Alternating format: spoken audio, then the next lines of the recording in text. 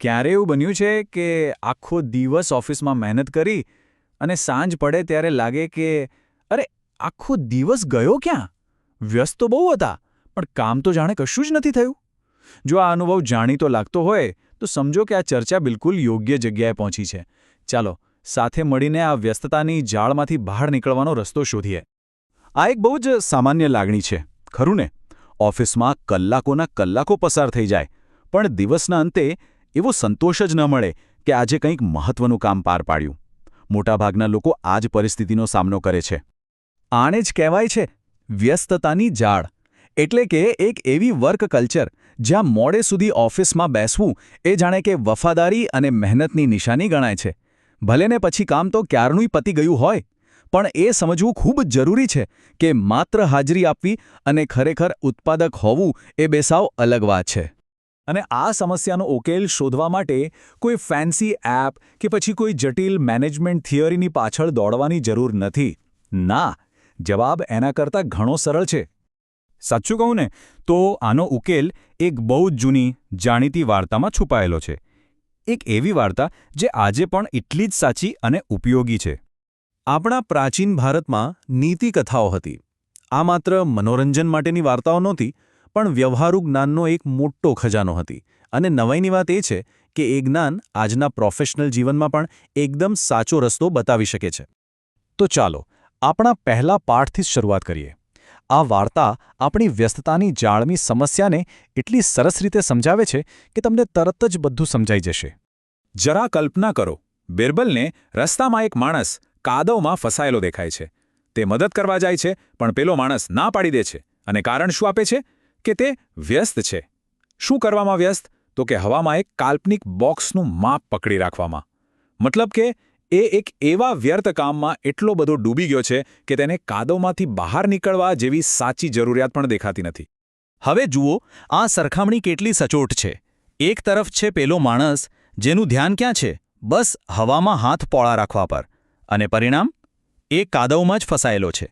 અને બીજી બાજુ આપણી લેટ સિટિંગ કલ્ચર. એમાં ધ્યાન ક્યાં હોય છે? બસ ડેસ્ક પર ટકી રહેવા પર.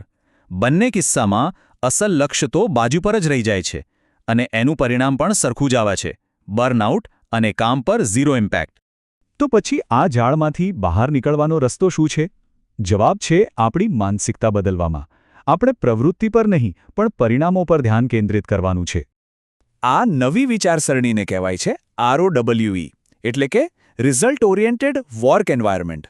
આ એક એવી માનસિકતા છે જ્યાં કોઈ એ નથી જોતું કે તમે ક્યાંથી કે કેટલા કલાક કામ કર્યું. બસ એક જ વાત મહત્વની છે, શું કામનું પરિણામ શ્રેષ્ઠ આવ્યું. આખી સિસ્ટમ સ્વાયત્તા અને જવાબદારી પર ચાલે છે. આ ટેબલ પર એક નજર નાખો. તફાવત એકદમ સ્પષ્ટ છે. જૂની પરંપરાગત પદ્ધતિમાં સમય અને હાજરીનું મહત્વ હતું અને ધ્યેય હતો વ્યસ્ત દેખાવાનો. પણ ROWEમાં પરિણામો અને એની અસર પર ફોકસ હોય છે અને ધ્યેય હોય છે ખરેખર અસરકારક બનવાનો. અને આ માનસિકતાનો ફાયદો ખાલી ઉત્પાદકતામાં જ નથી.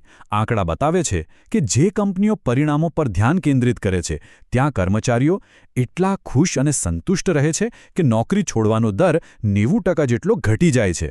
કારણ સીધું છે, લોકોને એવા વાતાવરણમાં કામ કરવું ગમે છે જ્યાં તેમના કામની કદર થાય, નહીં કે તેમણે ગાળેલા કલાકોની. વેલ, આ તો પ્રાચીન જ્ઞાનના ભંડારમાંથી મળેલો માત્ર એક જ પાઠ હતો. આના જેવા તો બીજા કેટલાય પાઠ છે જે આપણને વધુ સ્માર્ટ રીતે કામ કરવામાં મદદ કરી શકે છે.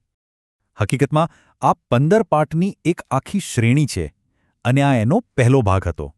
દરેક પાઠ આપણને કામ કરવાની અને વિચારવાની એક નવી, વધુ સારી રીત શીખવશે.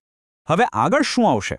આપણે મોબાઈલના વ્યસન પાછળના વિજ્ઞાન વિશે વાત કરીશું, અધૂરા કામના માનસિક બોજને કેવી રીતે હળવો કરવો એ શીખીશું, અને હા, આપણા ઉપરી અધિકારીઓ સાથે વધુ સારી રીતે કામ કરવાની કળા પણ જાણીશું. આ બધા બહુ જ રસપ્રદ વિષયો છે. તો સવાલ એ છે કે શું વ્યસ્ત દેખાવાની આદત છોડીને સાચે જ અસરકારક બનવા માટે તૈયાર છીએ? કારણ કે ઉત્પાદકતાનું આગલું રહસ્ય તો રાહ જોઈ રહ્યું છે.